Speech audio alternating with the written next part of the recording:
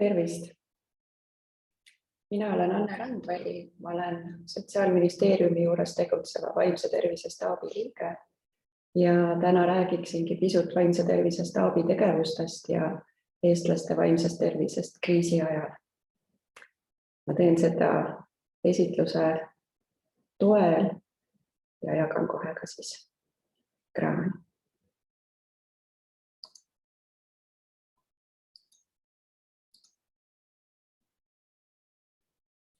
Alustan vaimse tervise staabist. Staabi kutsus ellu märtsikuus sotsiaalkaitseminister ja staap koosneb siis erinevatest ametnikkonna esindajatest. Asutused on siin välja toodud, neid on tõepoolest palju. Staapi nõustab ka vaimse tervise mõttekoda. See koosneb siis peamiselt valdkonna ekspertidest, teadlastest, aga ka vabakonna, erasektori ja startup kogukonna esindajatest. Ja kuna staap kutsuti ellu just sellisel ajahetkel, kui kriis oli jälle ägenenud, siis loomulikult olid staabi esmased ülesanded korraldada kiired abimeetmed puudutatud sihtrühmadele, tagada ühtne kommunikatsioon, koordineerida ametkondade vahelist infovahetust ja tegevust. Ja kindlasti oli oluline, et vaadata ka selle pilguga, et me ei dubleeriks. Lisaeelarve oli vastu võetud, ülesandeks oli organiseerida lisaeelarve kaudu siis tegevuste rahastamist vaimse tervise valdkonnas ja teha ühtlasi ka ettepanekuid vaimse tervise probleemidega seotud pikaajaliste mõjude leevendamiseks. Paari slaidi najal ja toel räägiks ka sellest, mida esimeste kuude jooksul teha jõuti või siis töösse võtta jõuti. Ja eelkõige räägin siis perioodist märts kuni mai. Kõigepealt andmete koondamisest ja meetmete kaardistusest, kuna vaimse tervise valdkond on asutuste ülene ja valdkondade ülene, et avalikus sektoris ei ole struktuuriüksust, mille põhiülesandeks on vaimse tervise valdkonnaga tegelemine. Et siis oli oluline ka sellise vaimse tervise tugimeetmete kaardistamine, mida erinevad asutused pakuvad, aga loomulikult sellega kaasa tuli ka see, et kus on võib-olla sellised hallid ja segasemad alad ja kus hoopis puuduvad kohad. Selle maakaardi sellise värskendamisega me tegeleme nüüd ka suve jooksul, kui kriis on natukene taandunud, et püüame seda pilti korrastada. Teine oluline tegevus andmete jagamise koha pealt just oli või on olnud kogu sel perioodil tegelikult ka kuni siia suveni välja vaimse tervise andmete esitamine sitkeraportites, mis on ametnikkonnale mõeldud kriisi raportid ja ühtlasi ka valitsusele, et igal nädalal me mingid sõnumid vaimse tervise valdkonnas välja andsime. Ja need on siis, need võisid olla kas siis mingid valdkondlikud teemapaberid, näiteks lastele ja noortele pühendasime mitmel nädalal tähelepanu, rääkisime ka lähisuhtevägivallast, oleme rääkinud alkoholi tarbimisest ja taustale siis ka nii-öelda vaimse tervise valdkonna näitajaid selles kontekstis. Aga mingi regulaarsusega kajastasime seal siis ka Riigikantselei poolt tellitud küsitlusuuringu tulemusi, mis kriisi ajal on eestlaste seas ellu viidud ja siis just sellest vaatenurgast, et mida me oleme teada saanud eestlaste vaimse tervise kohta kriisi ajal. Ja sellest ma räägin täna oma esitluses natukene hiljem ka lähemalt. Kriisi valguses loomulikult oli väga oluline see, kuidas töötajad ja eelkõige just eesliini töötajad toime tulevad. Ja seetõttu me kohtusime raviasutuste esindajatega, et kaardistada ja teada saada seda, kuidas näiteks haiglates ja kiirabis vaimse tervise toe pakkumine toimub. Ja see pilt, mis avanes, oli hästi kirju, et on väga läbimõeldud süsteeme, aga on ka kohti, kus oli võib-olla presenteerida vähem. Sotsiaalkindlustusameti eestvedamisel töötati tööandjatele välja vaimse tervise abimaterjalide pakett, nii-öelda valgusfoori näol või see saigi valgusfoori nime ja see on kättesaadav kõikidele tööandjatele. Hästi oluline teema oli ja on ka edaspidi vaimse tervise teenuste ja abi kättesaadavus ja siin siis hästi kriitiline koht on kliiniliste psühholoogide ja psühhiaatrite vähesus ja seetõttu siis koostöös kliiniliste psühholoogide, perearstide ja haigekassaga me siis püüdsime leida neid kohti, kuidas kliinilise psühholoogi teenus kättesaadavamaks teha. Ja see eelkõige tähendab siis arenduste kavandamist perearsti teraapiafondis ja tegelikult ka psühholoog-nõustaja rolli juurde toomist. Me viisime läbi kohalike omavalitsuste seas küsitlusuuringu vaimse tervise olukorrast, sellest, kuidas nad seda tajuvad, milliseid meetmeid nad rakendavad ja ühtlasi viisime läbi siis ka Linnade Valdade Liiduga koostöös sellise infoseminari, kus me tutvustasime selle küsitluse tulemusi, aga siis mõned omavalitsused rääkisid ka nendest meetmetest, mida nad vaimse tervise valdkonnas ette võtavad. Kontekstis, kus kohalikud omavalitsused olid lisaeelarvest just saanud ka lisaraha oma elanike vaimse tervise toetamiseks. Ja mõned omavalitsused tutvustasid siis oma praktikaid, mis olid väga kenasti ka sihtrühmapõhiselt üles ehitatud. Ja loodetavasti siis need sellised läbimõeldumad lähenemised olid või said siis inspiratsiooniks ja eeskujuks ka teistele omavalitsustele.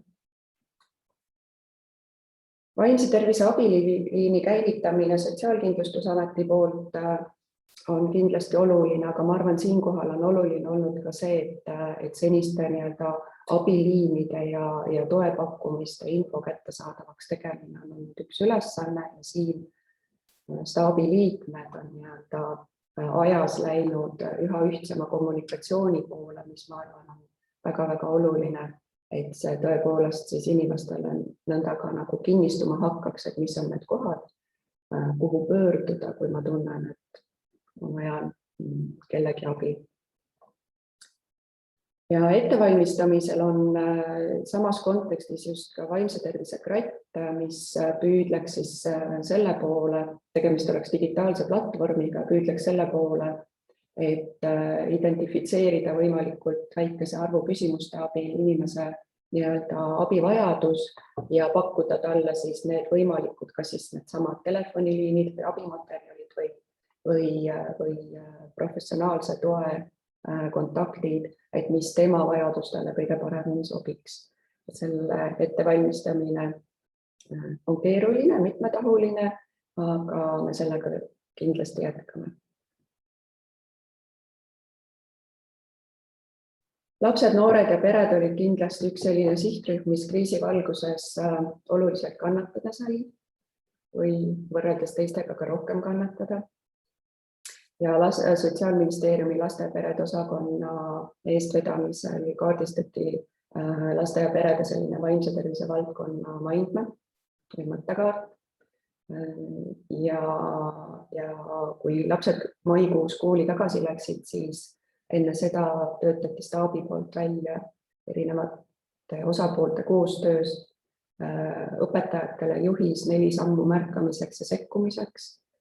Ja seda juhist edaspidi nüüd vastu suve kohandati ka noorsootöötajatele ja laagrijuhendajatele, et kui suvisel ajal on lapsed koolidest eemal, siis nendega tegelikult kokku puutuvad noorsootöötajad ja laagrite juhendajad ja see on hoopis teistsugune keskkond ja võib-olla ka väga hea keskkond märkamaks piisavalt vara mõnede laste muresid. Toimus maikuus ka kohtumiste sari noortele, arutame lahti. Ma loodan, et kellelegi on nüüd jäänud silma. Need olid aktiivse kasutusega.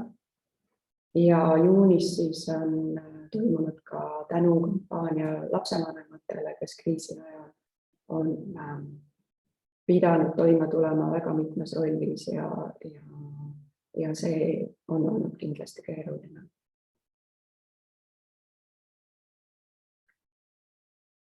Ma olen juba täna maininud, et ühtne kommunikatsioon on äärmiselt oluline ja vaimse tervise staabi poolt me oleme püüelnud ka selle puhul, et kõik staabi liikmed me oma sõnumeid ütlustaksime, seda, kuhu me inimesed abi pöörduma suuname, et me seda üksteise sõnumit võimendaksime. Ja siin me kasutasime ka natukene kommunikatsiooni spetsialistide abi, et me oleme enda jaoks sellise töömaterjali koostanud, et kuidas seda edaspidi veelgi paremini teha, niimoodi, et kogu vaimse tervise valdkonna püramiid saaks sobivate sõnumitega kaetud. Me oleme teinud regulaarseid vaimse tervise staabi ja Riigikantselei selliseid kommunikatsioonikohtumisi ja nagu ma enne juba ütlesin, et me oleme igal nädalal püüdnud anda ühe olulise vaimse tervise valdkonna sõnumi ka valitsuse liikmetele.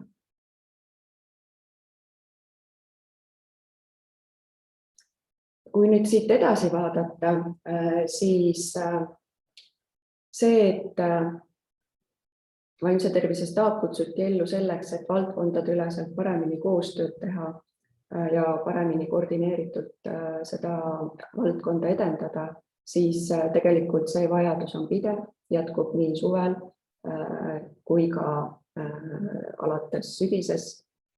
Ja siin on siis sellise alapunktina oleme välja toonud, et üks kui me tegime vahekokkuvõtteid kevade lõpul, mai lõpus, et mis meil on õnnestunud ja mis mitte, et siis suurimaid väärtusi on olnud see, et me oleme ära hoidnud näiteks dubleerimisi, et kuna inimressurss on väike sellise valdkonna peale, et siis on tegelikult väga kurb, kui me eri kohtades seda ise teadmata tegeleme samade asjadega. Ja siin näiteks lihtne näide, et kui me oleme inimestel teadvustanud, et vaimse tervise märkamine on oluline, siis tekib õigustatud küsimus, et aga kuidas ma võiksin või kuidas hästi märgata.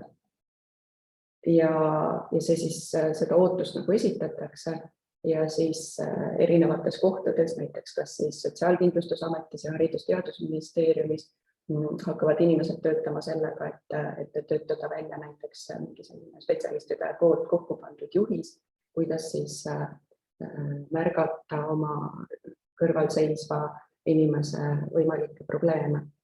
Ja see on ka ühtlasi näide, kus me saime näppu kiiresti peale, mõtlesime, et meil ei ole kindlasti kõigile eraldi vaja seda teha, vaid need jõud koondusid.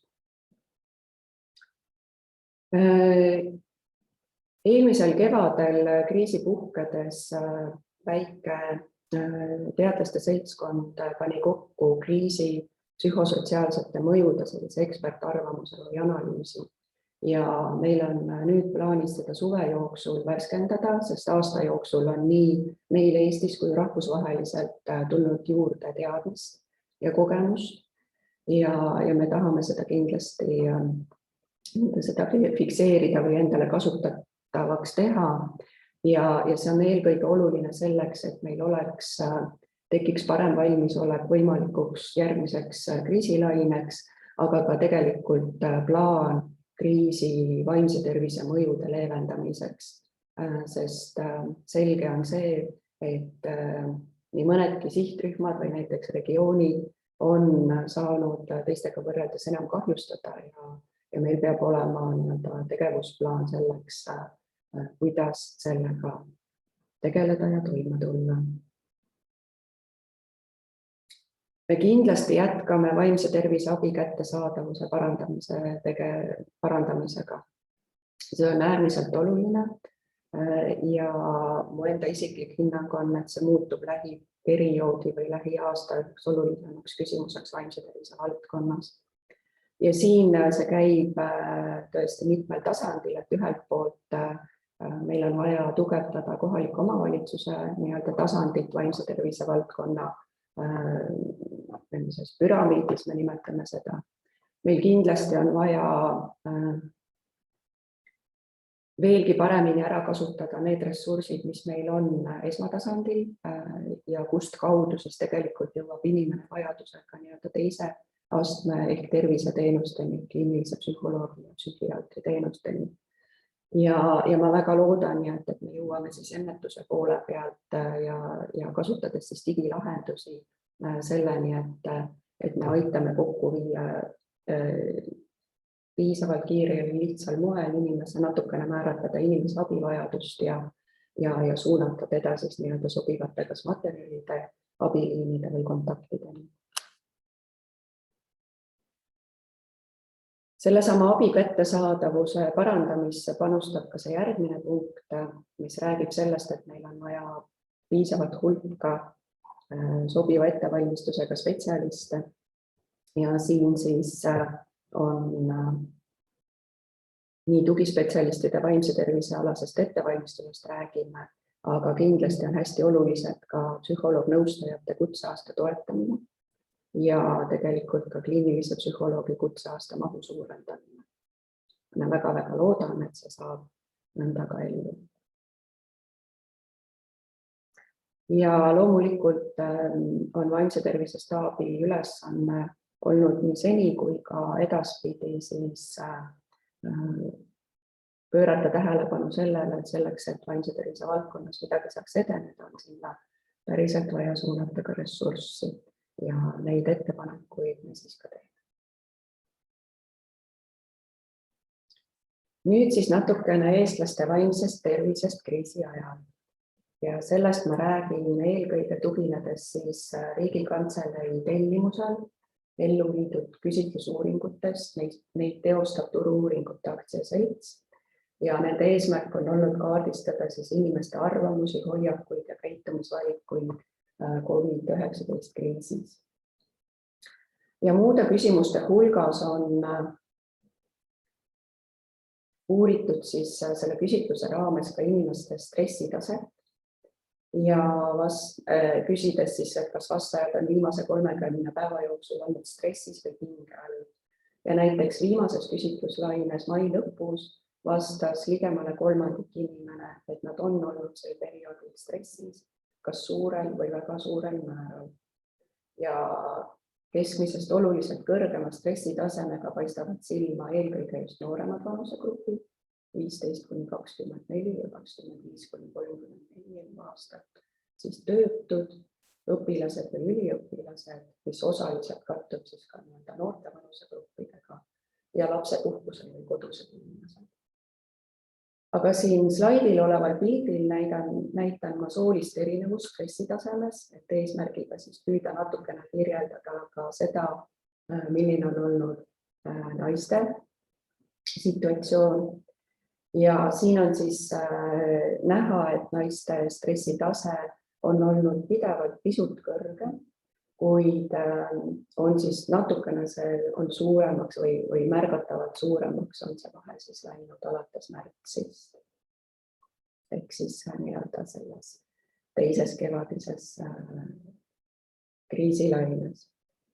Ja siia juurde pean ütlema seda, et kahjuks meil ei ole väga head võrdlust koroonaeelse ajaga, et milline see stressis inimeste osakaal oli enne seda ja kui suured erinevused meeste ja naiste vahel olid siis. Nüüd paari sõnaga sellest, et mis on peamised põhjused, mis inimesi panevad muret tundma või mis nende stressitaset tõstab. Ja siin on näha, et üldiselt kõige suurem hirm on kartus ikkagi nakatuda koroonasse ja siis mõlemad pidi, kas et ma ise nakatun või et minu lähedased võivad seda teha. Kui nüüd aga erinevustest rääkida, siis kõige suuremad erinevused seisnevad selles, et naised on rohkem mures suhete pärast lähedastega ja maadlevad nii-öelda distantsõppe probleemistikuga ja meestel oli siis samavõrra rohkem hirmu kaotada töö või sissetulek.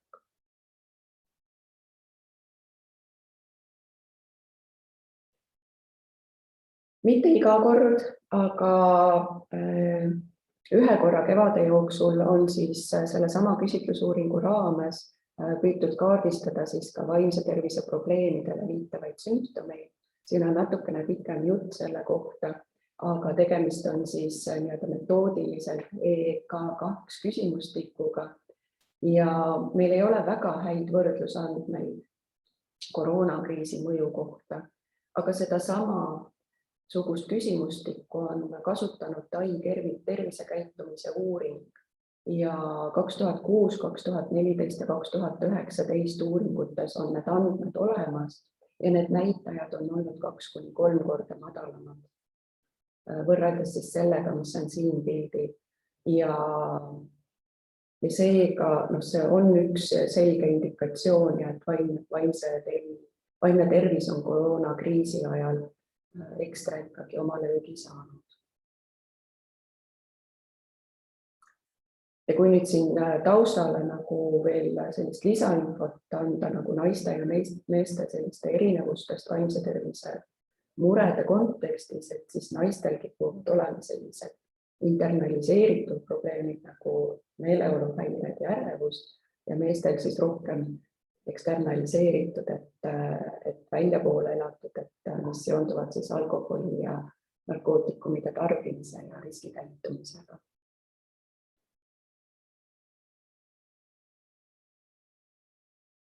Nüüd eraldi tahaks tähelepanu pöörata sellele, et kuidas vaimse tervise probleemid meil nii-öelda elukaare jooksul siis jagunevad, et kas see on ühtlaselt või on siin olulisi erinevusi. Ja mõleme pildile olen siin toonud siis naiste pildi, aga kommentaar siin juures ütleb ka seda, et tegelikult samasugune tendents on ka meeste puhul. Ja see kõige üldisem tendents, nagu te näete, on see, et noorematel inimestel, et noorematel inimestel on siis need tajutud muretase või probleemide tase kõrgem ja vanematel inimestel siis pigem madalam.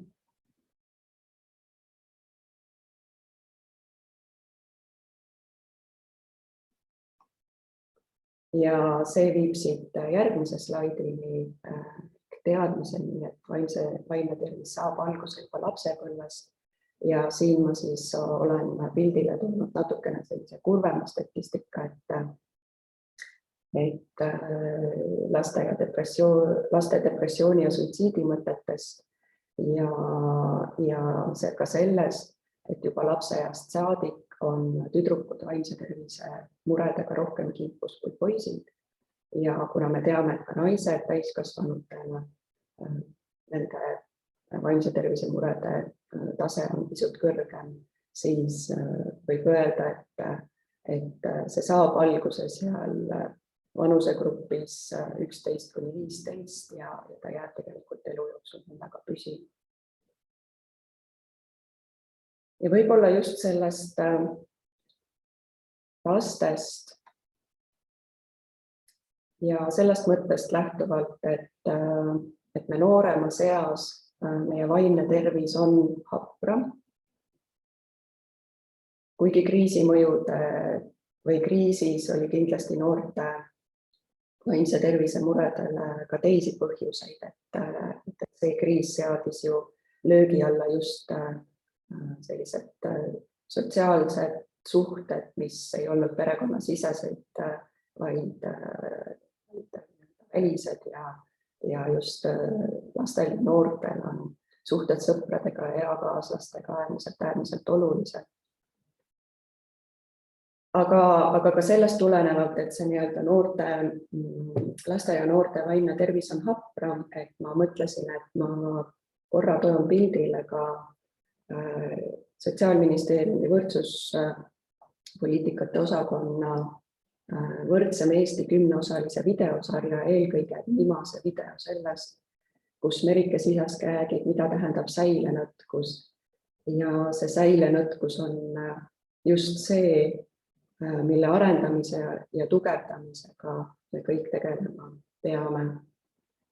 Ja ma kasutan siinkohal juhust ja jagan teiega ka seda paariminutilist videot.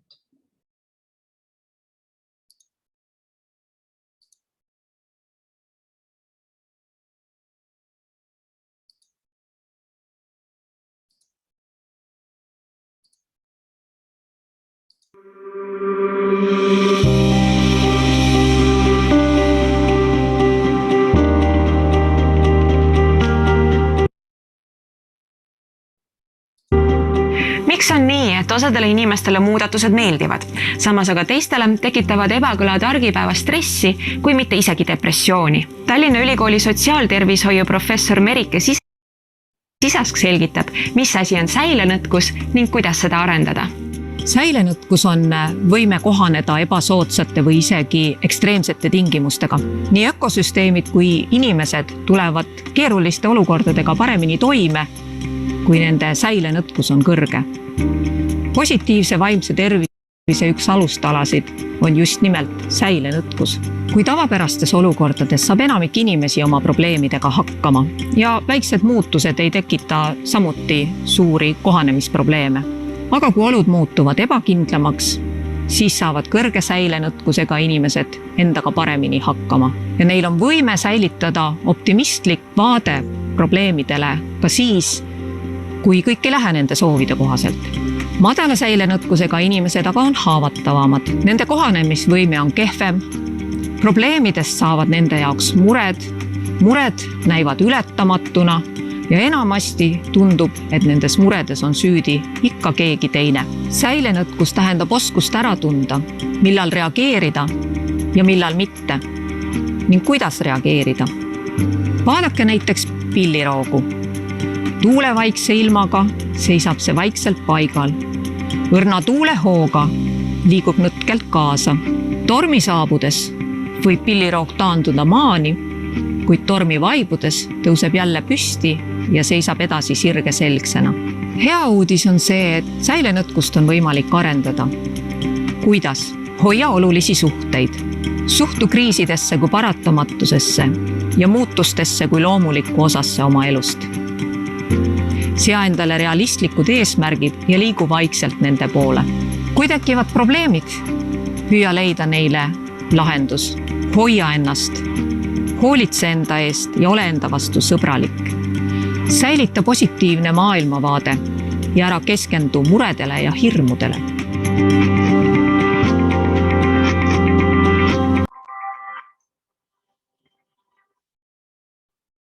Ma tänan teid tähelepanu eest.